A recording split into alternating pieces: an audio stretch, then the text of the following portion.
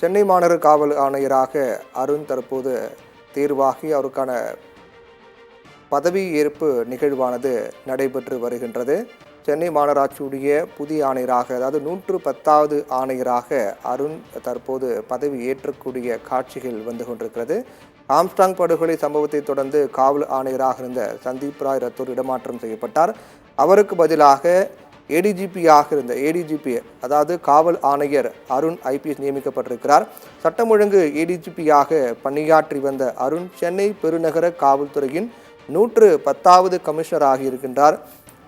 அவருடைய பின்னணி பொறுத்தவரையில் சென்னை மாநகர காவல் ஆணையர் சந்தீப் ராய் ரத்தோர் பணியிட மாற்றம் செய்யப்பட்டிருக்கிறார். சென்னை மாநகருடைய புதிய காவல் ஆணையராக அருண் ஐபிஎஸ் நியமிக்கப்பட்டிருக்கிறார். சென்னையில் சட்டம் ஒழுங்கு சீர்கேடு குறித்த புகார்கள் அதிகரித்து வந்தன. தொடர்ச்சியாக தமிழகத்தின் பல்வேறு பகுதியில் நடைபெற்று வந்த கொலை சம்பவங்கள், குறிப்பாக சென்னையில் நடைபெற்ற கொலை சம்பவங்கள், அண்மையில் நடைபெற்ற பகுஜன் சமாஜ் கட்சியினுடைய மாநில தலைவர் ஆம்ஸ்ட்ராங் படுகொலை செய்யப்பட்ட சம்பவத்தை தொடர்ந்து தமிழகத்தில் சட்டம் ஒழுங்கு என்பது சீர்கெட்டிருப்பதாக எதிர்க்கட்சிகள் தரப்பில் குற்றம் சாட்டப்பட்டு வந்த நிலையில் காவல் அதிகாரிகள் பணியிட மாற்றம் செய்யப்பட்டிருக்கிறார்கள். அதன்படி தமிழ்நாட்டில் திமுக, அதிமுக என எந்த கட்சி ஆட்சிக்கு வந்தாலும் அருண் ஒரு பவர்ஃபுல்லான ஒரு போஸ்டிங் கொடுக்கப்பட்டு அதற்கான அவர் அந்த பணியை செய்து வருவார். அதன் அடிப்படையில் தற்போது அவருடைய சிறப்பான செயல்பாடு காரணமாக அவர் ஏற்கனவே காவல்துறையில் சட்டம் ஒழுங்கு ஏடிஜிபியாக இருந்தாலும், குற்ற புலனாய்வாக இருந்தாலும், போக்குவரத்து துறையின எதில் இருந்தாலும் அதிரடிக்கு பெயர் போனவர் ஐபிஎஸ் அதிகாரி அருண். 1998ஆம் ஆண்டு அந்த ஆண்டுக்கான பேட்ச் ஐபிஎஸ் அதிகாரி அருண் சென்னை பல்கலைக்கழகத்தில் மெக்கானிக்கல் இன்ஜினியரிங் படிப்பும், உஸ்மானியா பல்கலைக்கழகத்தில் காவல்துறை மேலாண்மையில் பிரிவில் பட்டய படிப்பும் படித்திருக்கின்றார். ஐபிஎஸ் பயிற்சி முடித்த பிறகு நாங்குநேரி, தூத்துக்குடி ஆகிய உட்கோட்டங்களில் உதவி காவல் கண்காணிப்பாளராக பணியாற்றினார். பின்னர் கரூர், கன்னியாகுமரி மற்றும் திருப்பூர் மாவட்டங்களில் மாவட்ட காவல் கண்காணிப்பாளராக பணியாற்றினார்.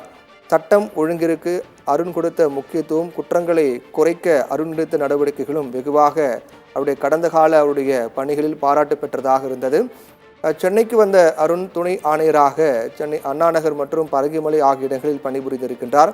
தமிழ்நாடு குற்ற புலனாய்வு துறையில் காவல் கண்காணிப்பாளராகவும் பணியாற்றியிருக்கின்றார். 2012ஆம் ஆண்டு காவல்துறை டிஐஜியாக பதவி உயர்வு பெற்று திருச்சி சரக காவல் துணை தலைவராக பணியாற்றினார். அதைத் தொடர்ந்து சென்னை மாநகரில் போக்குவரத்து வடக்கு மண்டலம் மற்றும் சட்டம் ஒழுங்கு தெற்கு மண்டலத்தில் இணை ஆணையராகவும் பணியாற்றி இருக்கின்றார். 2016ஆம் ஆண்டு காவல்துறை ஐஜியாக பதவி உயர்வு பெற்று திருச்சி மாநகர காவல் ஆணையராக பணியாற்றினார். தொடர்ந்து சென்னை பெருநகர காவல்துறை கூடுதல் ஆணையராகவும் பொறுப்பு வகித்தார். அதன் தொடர்ச்சியாக 2021ஆம் ஆண்டு மீண்டும் திருச்சி மாநகர காவல் ஆணையராக 2வது முறையாக பொறுப்பு வகித்தார் அருண். திருச்சியில் கொடிகட்டி பறந்த லாட்டரி விற்பனைக்கு எதிராக நடவடிக்கை எடுத்தது பாராட்டத்தக்க வகையில் அமைந்தது. அவர் தற்போது சென்னை மாநகர காவல் ஆணையராக பதவியேற்றுக் கொண்டிருக்கக்கூடிய காட்சி நாம் பார்த்தோம்.